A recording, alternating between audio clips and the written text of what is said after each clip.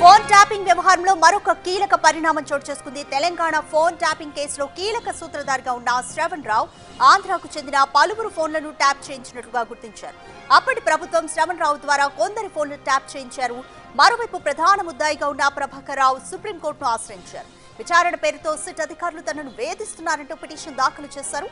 తరచూ police station కు పిలిపించి వేధిస్తున్నారంటూ ఈ పిటిషన్లో తెలిపారు. దీనిపై విచారణ ఆగస్టు 4వ తేదీకి వాయిదా వేసింది ధర్మాసనం.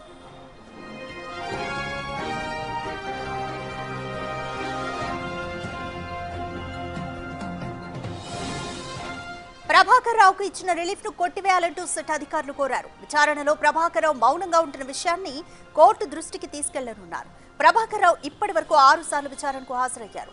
ఆయనకు సంబంధించిన ఫోన్లు, ల్యాప్టాప్స్ ను సిట్ స్వాధీనం చేసుకుంది.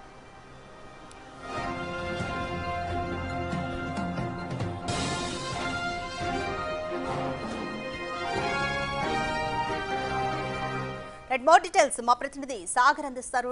సాగర్, ఫోన్ ట్యాపింగ్ కేసుకి సంబంధించి శ్రవణ్ రావు పలువురు ఏపీ నేతల ఫోన్లను కూడా ట్యాప్ చేసినట్లు తెలుస్తుంది. ఇక మరోవైపు ప్రభాకర్ రావు కూడా సిట్ తనను వేధిస్తుంది విచారణ పేరుతో అంటూ సుప్రీంకోర్టును ఆశ్రయించారు. ఒకవైపు ఆగస్టు 5 వరకు కూడా ఆయన అరెస్ట్ చేయకుండా రిలీఫ్ ఉంది. ఆగస్టు 4వ తారీఖున ప్రభాకర్ రావు పిటిషన్ పైన కూడా విచారణ ఉండనుంది. సో పరిణామాలు ఏ విధంగా ఉంటాయనుకోవచ్చు, సిట్ ఏ విధంగా స్పందిస్తుంది అనుకోవచ్చు?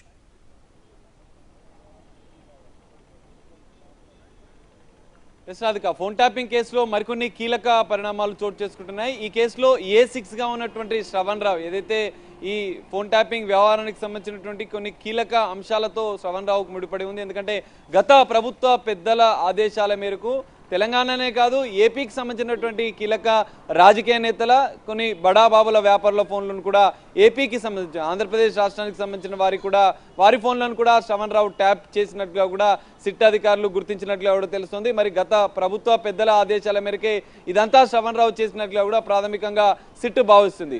ఇదే ఉంటే మరోవైపు ఇప్పటికే ఎస్ఐబి మాజీ చీఫ్ ప్రభాకర్ రావు ఈ కేసులో A1గా ఉన్నటువంటి ప్రభాకర్ రావును సిట్ దాదాపు 7 సార్లు 40 గంటలకు పైగా విచారించింది. అయితే ఈ నేపథ్యంలోనే సుప్రీంను ఆశ్రయించారు ప్రభాకర్ రావు. తనకు క్యాన్సర్ ఉంది, సిట్ పలుమార్లు విచారణకు పిలిచి గంటల తరబడి వెయిట్ చేస్తూ తమను వేధింపులకు గురి చేస్తుందంటూ ఆయనే సుప్రీంకోర్టుని మరోసారి ఆశ్రయించారు. గతంలో ఆయనే అమెరికా పారిపోయిన నేపథ్యంలో కొన్ని ఆదేశాల మేరకు ఆయన సుప్రీంకోర్టు ఆదేశాల మేరకు విచారణకు హాజరయ్యారు. ముందస్తు బెయిల్ పిటిషన్కి నిరాకరిస్తూనే తాత్కాలిక ఊరట 4 వరకు కూడా ఆగస్టు 4వ తేదీ వరకు ఆయనని అరెస్ట్ చేయకుండా విచారణకు సహకరించాలని చెప్పి సుప్రీంకోర్టు ఆదేశించింది. ఈ నేపథ్యంలో ఆయన విచారణకు హాజరవుతున్నారు. అయితే ఆగస్టు 4వ తేదీ ఏదైతే నాట్ టు అరెస్ట్ డేట్ అనేది దగ్గరకు వస్తున్న నేపథ్యంలో మరికొన్ని కీలక పరిణామాలు ఈ ఫోన్ ట్యాపింగ్ కేసులో చోటు చేసుకుంటున్నాయి.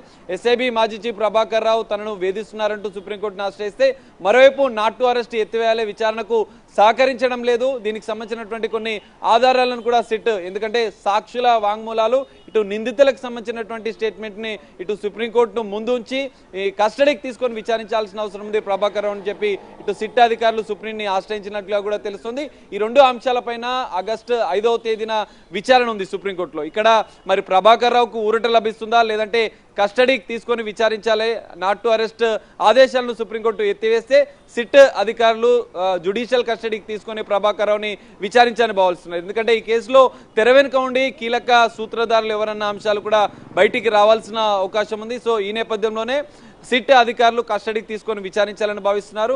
మరి ఆగస్టు 5వ తేదీన సుప్రీం ఆదేశాలు ఎలా వస్తాయి, మరి దీనిలో కస్టడీకి తీసుకొని ప్రభాకర్ రావును విచారిస్తే గత బీఆర్ఎస్ ప్రభుత్వ పెద్దల హస్తం ఇందులో ఎంతవరకు ఉందో అన్న అంశాలు కూడా వెలుగులోకి రానున్నాయి.